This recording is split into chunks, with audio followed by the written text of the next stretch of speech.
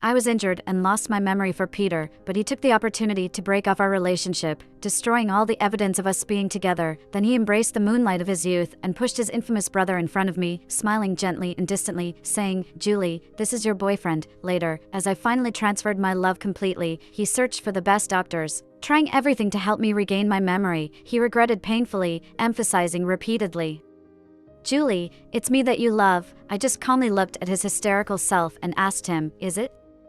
Where's the proof?"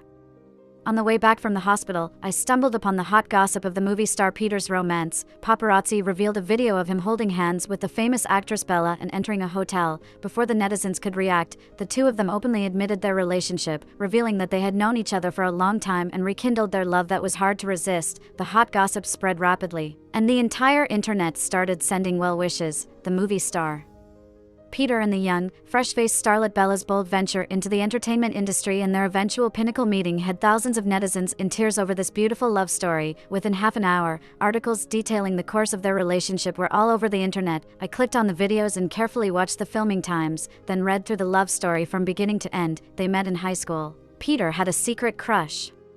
They parted ways after the college entrance exam, and Peter often visited her university, never disturbing her. Later, they both entered the entertainment industry, rising from obscurity to stardom together. Each piece of gossip sparked more comments, with many marveling at the beauty of the unrequited love, the reunion after a long separation, and the peak encounter. The two of them were currently filming a university campus drama in the university where I taught, according to my colleagues. We met Peter and Bella when passing by a set under construction after coming out of the library. Due to a worker's mistake, a prop wooden box fell, and I quickly rushed up to warn of the danger, pushing Peter aside to bear the brunt of the falling box. I fainted on the spot and remained unconscious for 3 days. Upon awakening, I had lost my memory. I logged out of the hot gossip, opened phone, hesitated as I scrolled through my friends list, not knowing where to stop. My heart felt a strange sense of suffocation as I pressed down the car window, closed my eyes, leaned back in the seat, letting the evening breeze tousle my hair. In fact, I had known about Peter and Bella's relationship before everyone else. It was on the second day after waking up that Peter appeared in the hospital room, after returning my phone left at the scene of the accident and politely but distantly thanking me.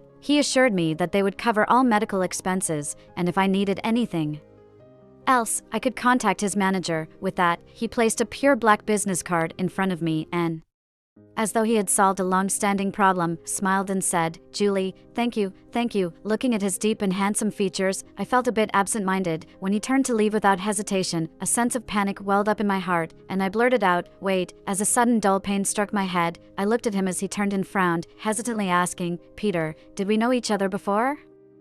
It wasn't because of his acting or entertainment news, it was just a simple fact that we had indeed known each other previously. After a moment of silence, Bella entered the room. She was dressed in a white chiffon dress, her slightly curled hair falling behind her shoulders. Without any inhibition, she affectionately wrapped her arms around Peter and took off the sunglasses on her nose bridge, saying to me, "Of course, you two know each other." In my growing confusion, a slender figure appeared in the hospital room again, and Peter pushed that person in front of me, smirking as he said, "Julie, this is your boyfriend." Coincidentally, he's also my friend. He was Felix. He was the second son of the largest group in the city, with numerous scandals, known for his wild behavior, drinking, speeding, fighting. He did it all. These were all things I found out later online. To be honest, no matter how rich my imagination was, I couldn't figure out how we had met and fallen in love. After Peter said that, I almost instinctively looked at Felix and asked him, "Are you my boyfriend?" His peach blossom eyes turned slightly red, and he squatted on the side of the bed, looking at me earnestly, his voice gentle. "It can also not be. What I meant was, if you don't remember me, it's okay. We can get to know each other again, and I can pursue you again." I didn't feel as familiar with him as I did with Peter at first sight, but inexplicably, as I lowered my head slightly to look into his eyes, something deep within me felt like it was about to burst out. Amidst the extreme lack of security caused by amnesia and the various evidence he provided, I chose to believe that indescribable feeling as love unremembered for him. After some time of interaction, I found out that the rumors about him were completely different from the person in front of me. The erratic guy in the rumors turned out to be caring, gentle, and thoughtful while taking care of me in the hospital, showing no impatience throughout. Only once when an attendant made a mistake in a procedure and I winced in pain, he immediately ordered, "Leave, send in someone else," the man who was said to be Indifferent had excellent culinary skills, taking charge of almost all my meals. At that moment, due to my inadvertent sleep, he was driving the car slowly and steadily. When I woke up, I found myself covered with his black coat. The setting sun filled half the sky outside the window, and Felix was answering a phone call under a nearby tree, his sleeves rolled up to the middle of his forearms, his disjointed hair tousled by the wind. Seeing that I had awakened and gazed at him with a daze, he quickly ended the call and walked towards me, although I had accepted his identity as my boyfriend. I still felt somewhat distant from him. As he walked to the window, I apologized cautiously. "I'm sorry for falling asleep inadvertently. Did I delay something for you?" He opened the car door, supporting my head as he helped me out and bent down slightly, looking into my eyes earnestly and firmly saying, "Julie, remember, with me, you have absolute priority." 15 minutes later, we stood in front of a door after getting off the elevator. Felix skillfully entered the code and opened the door. Instantly, a familiar yet unfamiliar scent enveloped me. Somewhat sluggish, I entered, stopping in front of a white sideboard with a photo displayed on it. To be precise, it was a photo of me with a blurred figure. It seemed like a selfie of me, with the blurry figure behind frosted glass. Apart from seeing that it was an adult male, it was hard to identify who it was accurately. I suddenly remembered a colleague whispering to me in the hospital room, "You only mentioned having a boyfriend before, but never revealed who he was or had him visit you. It was so secretive, other colleagues even guessed he might be a famous celebrity." So, it was Felix. I lightly touched the figure behind the glass frame, saying his name for the first time since we met, Felix. My next encounter with Peter was on a Wednesday evening when I returned to school to continue teaching. Walking back to my office after leaving the lab building, passing an empty classroom, I saw him and Bella sitting at the windows receiving an interview from reporters.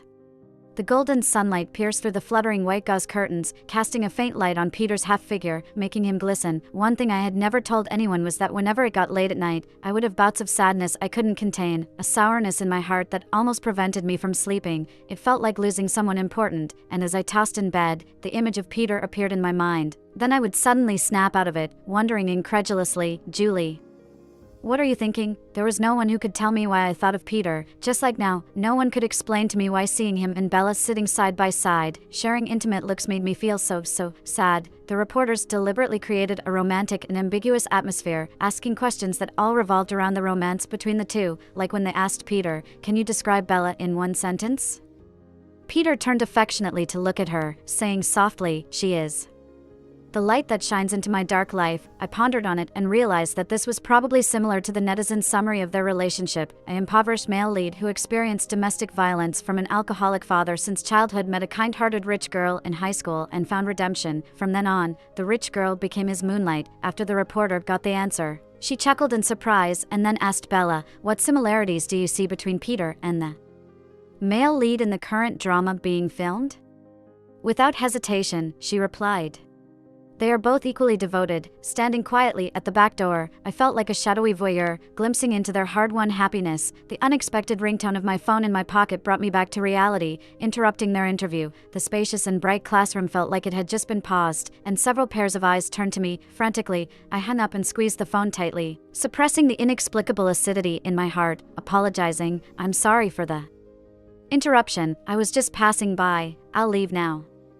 Bella smiled calmly and said, "Julie, don't worry, we're done here anyway." Just as she finished speaking, the reporter said that since they knew each other, she would leave first to rush to the next event. Soon, it was just the three of us left. Bella gracefully walked over to me and gently asked, "Since you accidentally saved Peter, it's only fair to offer some compensation. Julie, how much do you need?" I hesitated, glancing at Peter, who was still sitting in his seat with his back turned towards me the entire time. Looking back at Bella, I explained that I had never thought about needing any compensation. Bella's voice remained gentle and serene, but each word carried a warning. Julie, remember you are a role model. Don't let any inappropriate thoughts arise." After the interview aired, Peter was dubbed the Prince of Heartfelt Emotions in the entertainment industry, and his popularity and fan base continued to grow. I began avoiding anyone or anything related to him, shifting my focus to Felix. Although I couldn't remember the reasons for being with him initially, I was certain it was a decision I made after careful consideration at that time. Now, with the unexpected turn of events, I didn't want to hurt my loved one in my amnesic state, so, despite feeling a sense of confusion, I was willing to rekindle and rediscover our love. After much contemplation,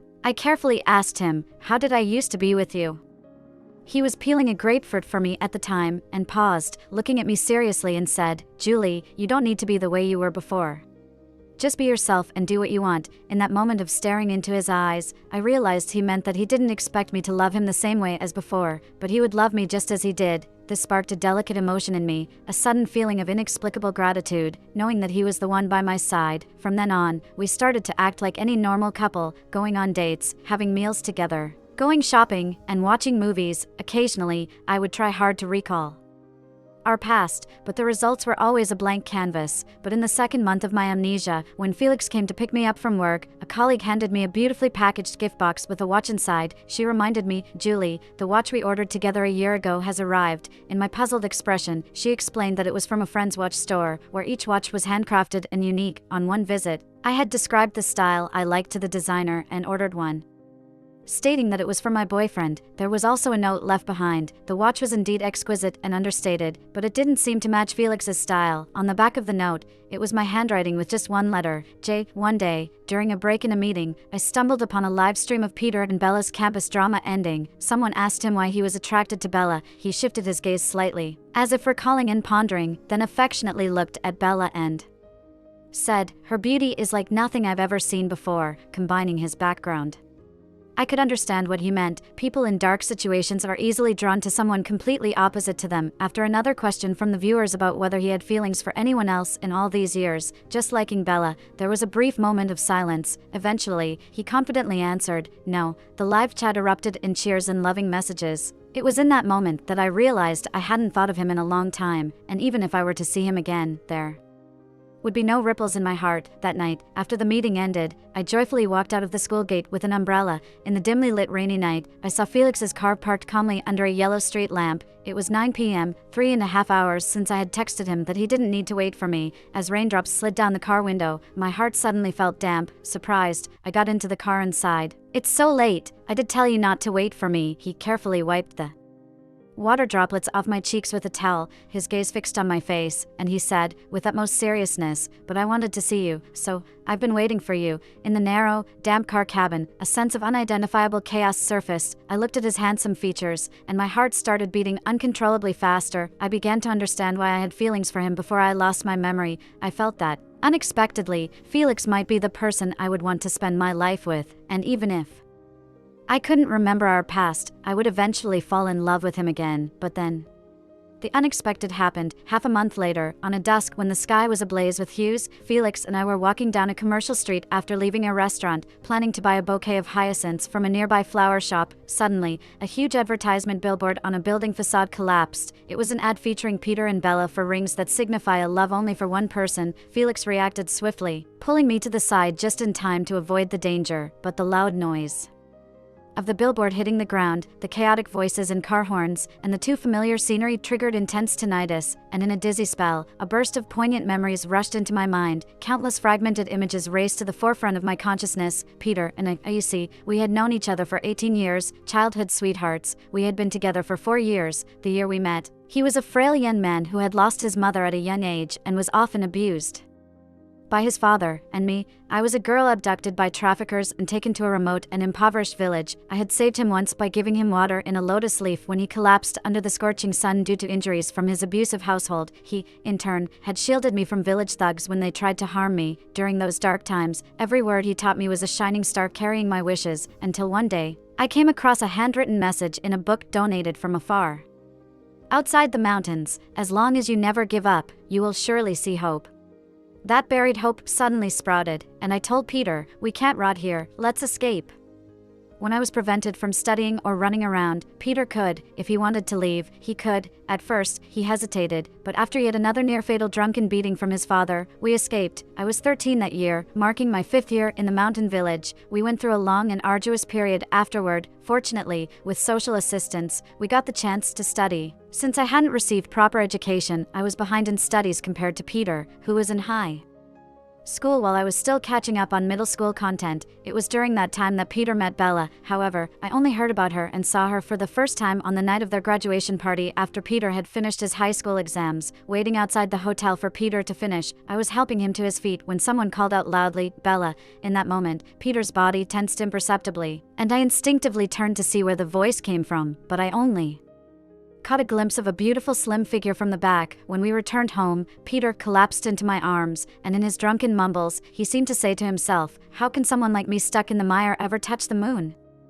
I thought he was talking about dreams, so I pushed myself to study hard, make money, analyze every character and role he got, and created numerous fake accounts to support him as his fan. I protected his dreams diligently. Little did I know, the moon he referred to as Bella. Once trapped in the mire, unable to reach the moon, later, he shone brightly like a star, and the moon came to him. Their first movie together was after he won the Best Actor award. They played each other's first loves on screen, but Bella's character tragically died in the year the male lead loved her the most, so despite having few roles and almost no lines, the romantic setting, deep love, and unforgettable tragic ending earned her the title of entertainment industry newcomer flower. Shortly after her debut, from then on, almost every one of her films was related to Peter, until this campus drama, so everything makes sense. So when he said he didn't have time to go with me to the church to see the choir, he was actually at the hotel with Bella, and then when he severed our relationship when I lost my memory due to an injury, he destroyed all the evidence of us being together. Felix drove the car extremely fast and finally stopped outside the hospital. He was still worried and carefully helped me out of the car to take me to see a doctor. I let him hold my hand and followed him absent-mindedly. His knuckles were grazed and bleeding from the ground, his black shirt getting dirty as he protected me, his messy short hair blowing in the evening wind, looking somewhat disheveled. This was different from the first time I saw him, two extremes, during a colleague's birthday party 6 months ago. On my way back to the private room from the restroom, I mistakenly entered their room due to a drunk man's harassment in the dimly lit room. There were all kinds of handsome men and beautiful women gathered, but I spotted Felix sitting on the sofa playing with a lighter, his long legs casually crossed. Back then, he was elegant and lazy, outshining even Peter who was sitting beside him. Later, when the drunk man grabbed me, claiming I was his girlfriend, Peter turned away from my pleading gaze, everyone indifferent to the situation. Only Felix, only he abandoned the lighter and walked up to me. His overpowering aura made the drunk man hesitate for a moment. Felix asked me, "Is he your boyfriend?" I shook my head anxiously and explained hastily and decisively, "No, I'm not, I don't know him." With that, he suddenly smiled at me and reassured, "Don't be afraid, you are pretty, I believe you." Then, when no one reacted, he quickly grabbed the drunk man's wrist to loosen his grip on me, then took a bottle of alcohol and smashed it on the man's head without hesitation. The room fell silent the moment the bottle hit. In a daze, he escorted me back to the room, and I forgot to even say thank you. At first, I thought he was just acting heroically, until the end of the party when I passed by the room again and saw the half-closed door. With the crowd dispersed, someone asked Felix, "Why did you just rescue her?" After a long silence, Felix spoke softly with a touch of heartache and tenderness in his voice, something that lingered in my memory for a long time. He said, "I saw her shadow in those eyes." The memories abruptly stopped, and I suddenly stopped in my tracks, turned back and held his hand. With people bustling around at the hospital, Felix turned back puzzled, gently asking, "What's wrong?" I avoided his gaze and looked at his wrist, feeling a strange pain in my throat as I spoke. "I'm fine, no need to get checked. And, Felix, take off the watch, it wasn't a gift for you." I got into a taxi with the watch and saw his figure standing still like a sculpture gradually disappearing in the rearview mirror. I opened my phone to search for keywords related to Peter and carefully read through every detail about him and Bella, until their recent appearance in a reality show where they recreated a confession scene in a flower garden at sunset, and in a hot air balloon, filled with infinite romance and love. The moisture in my eyes was dried by the wind. I remembered the night Peter proposed to me. I was a junior in college that year. Returning from a classmate's dinner, a male classmate gave me a ride, and when we arrived at the neighborhood, he suddenly confessed to me. Before I could react in shock, Peter, who had just returned, pulled me back. He coldly told the male classmate, "She already has a boyfriend." I stood stupefied in place, only realizing what happened after the male classmate apologized and left, then quietly asked Peter, "What did you just say?" He held my hand and didn't let go, saying to me, "Julie, let's be together." I did indeed like him. When I was 8, I was abducted and taken to a mountain village. I cried incessantly, was beaten until running a high fever for days, and eventually forgot many things. Later, when I found Peter unconscious on the roadside, I had an inexplicable urge to follow him when he left. Since then, we relied on each other for a decade, witnessing each other's most miserable moments. So when we finally got together, it felt like the most natural thing to comply with him. I never publicly spoke about our relationship, only hinting with a small watch, shortly after we got together. He unexpectedly rose to fame in less than half an hour with a supporting role. From then on, he soared to stardom and the distance between us grew wider and wider. Looking back now, if it weren't for Bella not leaving and the male classmate not confessing to me, Peter would never have proposed to me. After all, he never said he liked me. I closed the page, paid and got off the taxi, and casually threw the watch into a garbage bin by the roadside. If he wants to erase all traces of our past, then I don't want it either. If it weren't for the accident of being abducted many years ago, we would have been two people from completely different worlds who would never have had any connection, just like now. And in the future, I had no intention of bothering Peter. He's not worthy of another moment of my emotions. However, on the second day after regaining my memory, his relationship with Bella made headlines once again. It started with their wilderness adventure in a reality show, where they encountered a storm and a landslide. Due to inadequate protection measures by the crew, everyone, including staff, got injured to varying degrees. Peter was the most seriously injured, as he was at the back carrying Bella on his back, and they were in a low-lying area when the danger occurred. Peter then carried Bella to higher ground while she, afraid of falling debris, ran away instead of helping him. Fragmented and chaotic videos surfaced, with viewers divided. But the most trending comments were, "How could a girl like Bella carry a 6-foot man? She must have called for help. Why isn't Bella the one injured? How does she deserve Peter's affection?" The only ones who knew the truth were Bella and Peter. Bella remained silent from start to finish. Peter survived the ordeal but lost a leg and remained unconscious. A colleague held his phone and mused, "Are these two people cursed?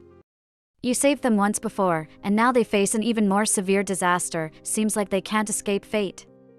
I turned off the screen without paying further attention, smiling contently. Perhaps I never mentioned the memory recovery to anyone other than Felix, so I didn't know about the separation between Felix and me, but my life returned to normal, except that I often found myself habitually looking at a window seat where rarely anyone sat there. Felix would sneak in wearing a black hoodie and a matching baseball cap to listen to my public lectures, sitting there every time, in a room of over 100 people. Whenever he appeared, I would always see him, but he never disturbed the class, only focusing and carefully drawing on the paper with a pen, the white paper and the ink lines. Every few strokes he lightly sketched on paper replicated the image of me giving a lecture, almond-shaped eyes, arched eyebrows, even the tiny mole between my left eyebrows was carefully included. I was astonished at his drawing skills, and he would exclaim while holding the drawing, "I have drawn this person so beautifully," every time before class. When I absent-mindedly looked through the sea of heads towards that spot, a student in the front row leaned over and asked, "Are you waiting for someone, teacher?" I tightened my grip on the textbook and smiled as I naturally replied, "I'm not waiting for anyone, and no one will come." After the class ended, I stood at the lectern as usual and waited for the students to leave first. A few minutes later, when I walked down from the lectern hugging my book, a gust of wind suddenly blew in from the open window, carrying a piece of paper that fluttered across the classroom and finally landed in front of the door. The bright sunlight shone on the paper, and every perfectly drawn line was clearly visible. My heart suddenly raced, and as I turned to see the empty classroom, I stood there for a long time. I had to admit that if my feelings for Peter died during the amnesia period, then my feelings for Felix also grew during that time, but I knew better than anyone that his heart belonged to someone else, so I had been consciously avoiding meeting him since regaining my memory. Until that night, I attended a pre-wedding singles party held by a rich colleague, where I stepped out for some fresh air from the lively room and leaned on the glass railing of the hotel replying to messages,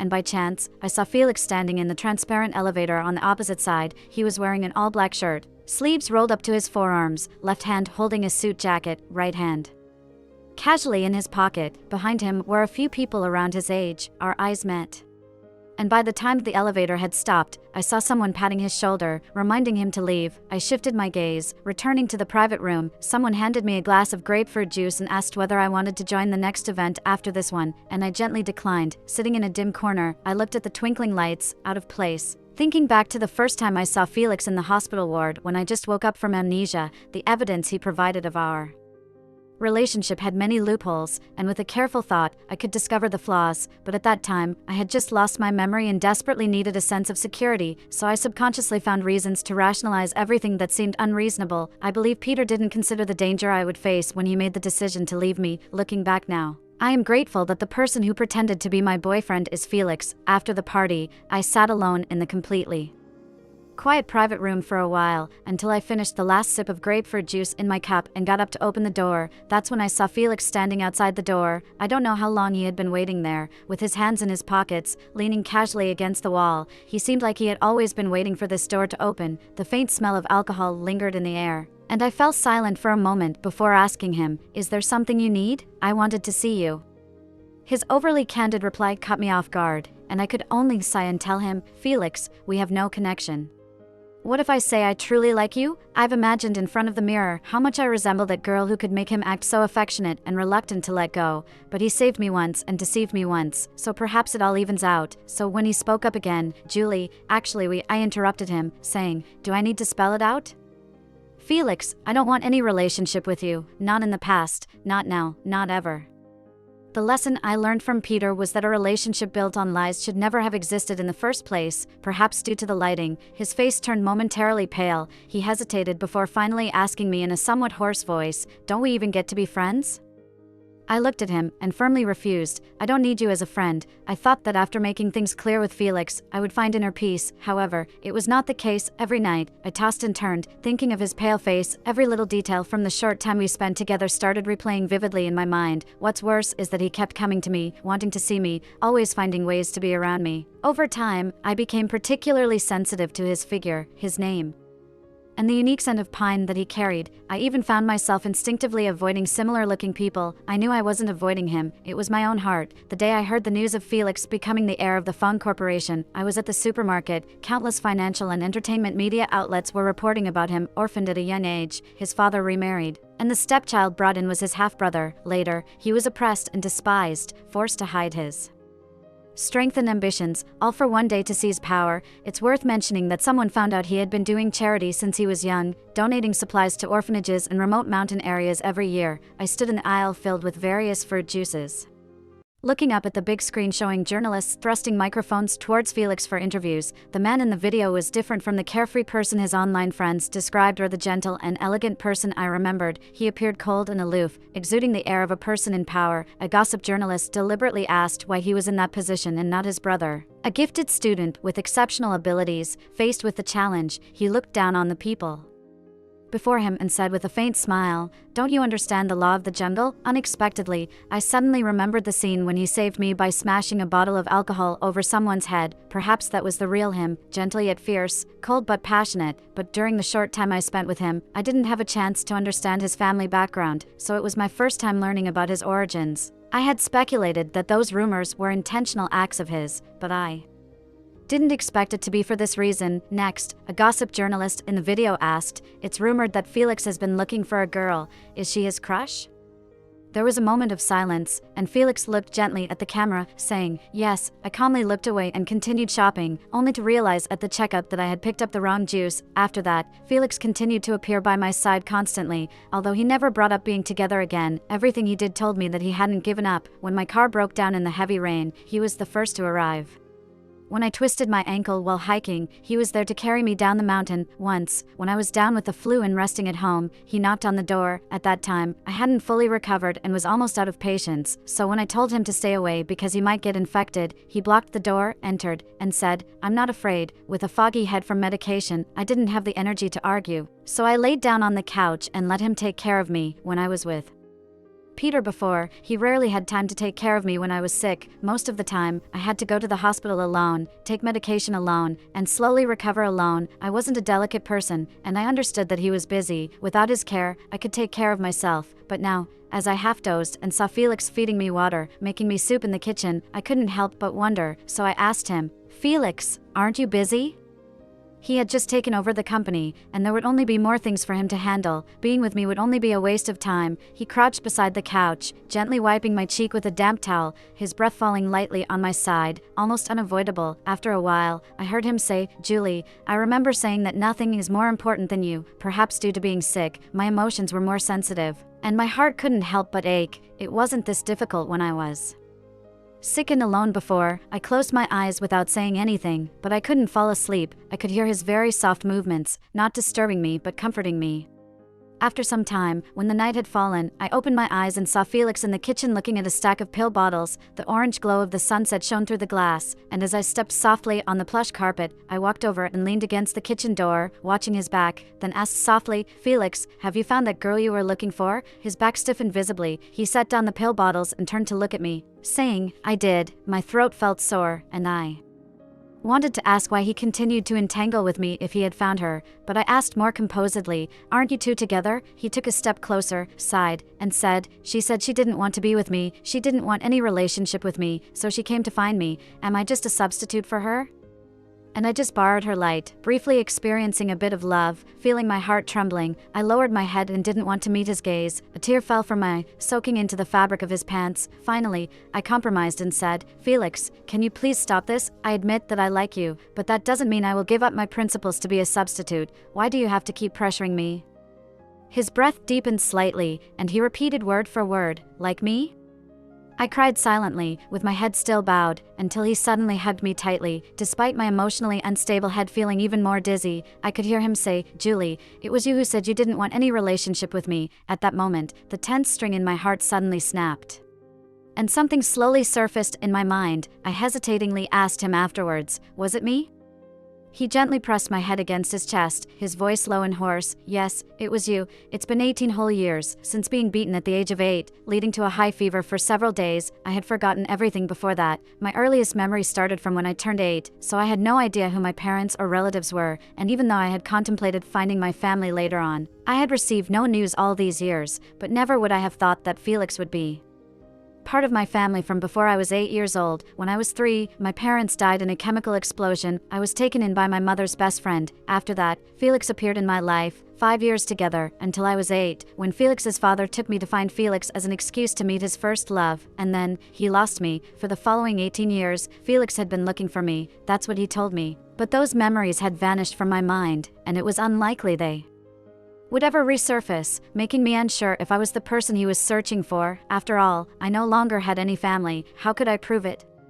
What if he mistook the person he was looking for?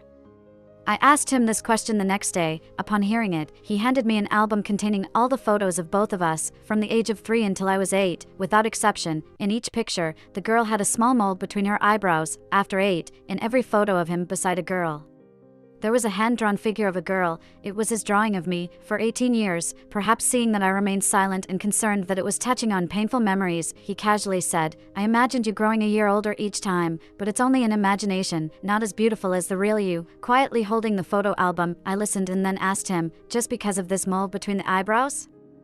He paused, took out the last photo of us, turned it over, and on the back, there was a crooked sentence, "Forever together." Below the words were 2 tiny fingerprints. Looking at the words, I heard Felix laugh self-deprecatingly. Back then, no one knew that just after we promised to be together forever, we were completely separated. Shortly after that, Felix took me to visit my parents and his mother. I also met the person who he said was the one who killed his mother, the culprit who lost me. His father. In the cold and lonely hospital room, Felix held my hand and stood in front of the bed, smiling casually as he leaned down to the person on the bed who couldn't speak due to a stroke, saying, "I have good news to tell you. Do you want to hear it?" After that, he opened a paternity test report in front of him and word by word said, "Congratulations, you've been raising someone else's son for 29 years. You better live well and not accidentally aggravate my mother's path of reincarnation." With that, he slammed the report on his father's body, his eyes turning red, and then he hugged me and left the hospital room. Before leaving, I glanced back at the person on the bed, who, after the shock, looked hopelessly at the ceiling with watery eyes. Of course, I didn't sympathize with him. Those who sow the seeds should also taste the fruit themselves. The next news I heard about Peter was that he had woken up from a coma, and later, news spread about his sudden breakup with Bella. A once blessed love affair on the internet ended poorly. The truth of the scene was no longer of interest to anyone. After that, not long after, Bella was photographed dining and watching movies with a rising hot star. Just like before, the two admitted their relationship openly. It was said to be their first love, having known each other since childhood, and now rekindling their relationship. A new batch of fans exclaimed, "Oh my, childhood sweethearts, first love, reunite after setbacks. Such a love story is truly enviable."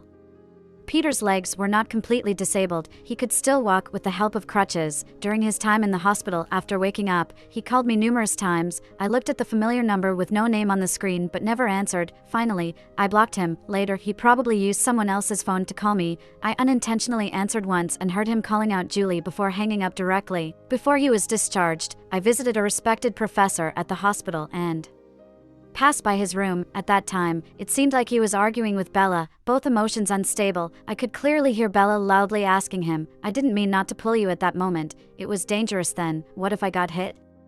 "Peter, don't you love me? Why blame me?" Besides, you're only a burden to me now." After a long silence, Peter chuckled softly, his voice hoarse. "Go away." I didn't know if his quiet laughter was self-mockery of his delusional years of mutual devotion, or regret for his past deep affection, but that had nothing to do with me. However, not long after being discharged, he came looking for me. I wasn't very surprised.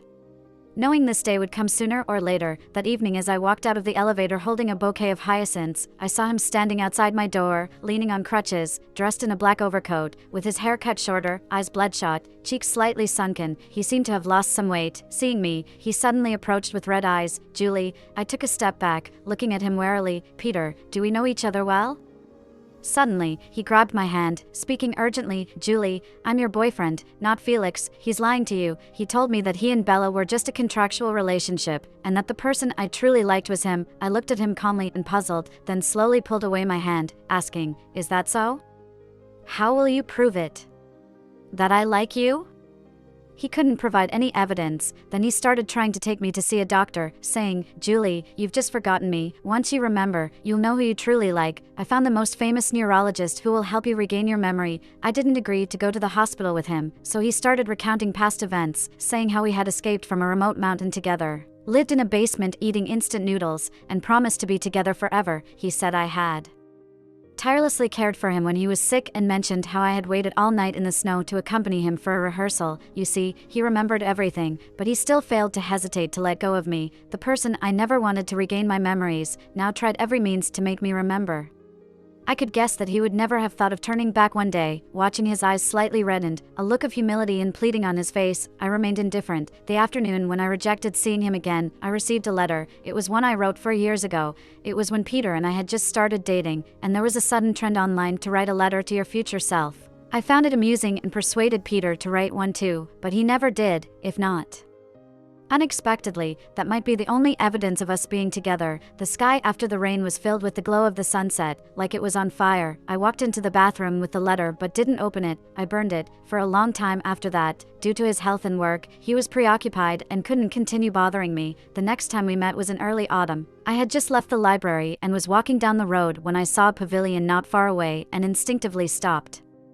It was here where I heard the sound of someone stepping on fallen leaves behind me. Standing still, I heard a deep and hoarse voice say, "It was here where you shielded me from a wooden crate and then forgot about me." Somehow, I suddenly remembered the recent hot search I had seen. The hot star who had reunited with Bella already had a girlfriend, but he deceived his girlfriend by claiming his relationship with Bella was for publicity, only to be caught cheating soon after. The girlfriend immediately posted evidence of their infidelity and meddling in the relationship. Among the online backlash, some began to summarize Bella's career highlights since her debut. Shortly after, a new ingenue emerged in the entertainment industry. As for Peter, his leg injury limited his ability to act, and the fans who once promised to never abandon him gradually shifted their attention to newer, younger, and better-looking actors with better health. Eventually, a day would come when he would fade into obscurity. Therefore, after finishing his final movie about rebirth changing destiny, he announced he would no longer appear in any TV series or movies, only occasionally participating in some variety shows, but at least, he left behind the title of the romantic young prince of the entertainment industry. After that, every time he appeared in a variety show or event, the host would introduce him with this title: "Wow, welcome our romantic young prince of the entertainment industry, Peter." No one knew how he felt deep down every time he heard this title.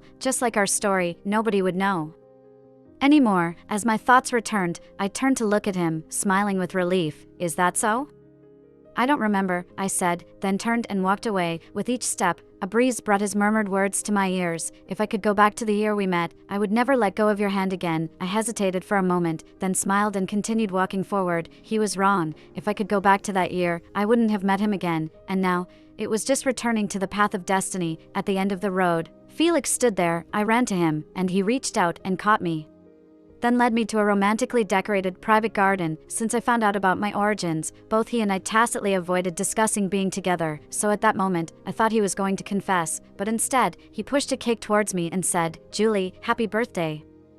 Holding the bouquet in a moment of stupefaction, I realized that this was actually my real birthday. Later, he placed 18 exquisitely wrapped boxes in front of me, his ink-black eyes looking at me seriously. "These are 18 years of belated gifts." My eyes grew a little watery, and I smiled tearfully at him. "Felix, you don't have to be so good to me. Feeling cherished like this leaves me feeling at a loss." He held my face and looked into my eyes calmly. "I signed and agreed to treat you Well, for a lifetime, looking at his handsome face so close, I felt a flutter in my heart and leaned over to give him a peck on the cheek. In an instant, his entire body stiffened, a blush quickly spread across his ears and beyond. It made me want to laugh, and as he stood there still, I took out a watch from my bag. Looking at his empty wrist, I told him, "Give me your hand." He obediently extended his hand, letting me carefully put the watch on him. There was a subtle tension in the air, and I inexplicably felt as if I were placing a ring on his finger. After I finished putting on the watch and admiring it closely, he suddenly grabbed the back of my head, swiftly closing in and taking my breath away. A few minutes later, I opened my phone's camera to check.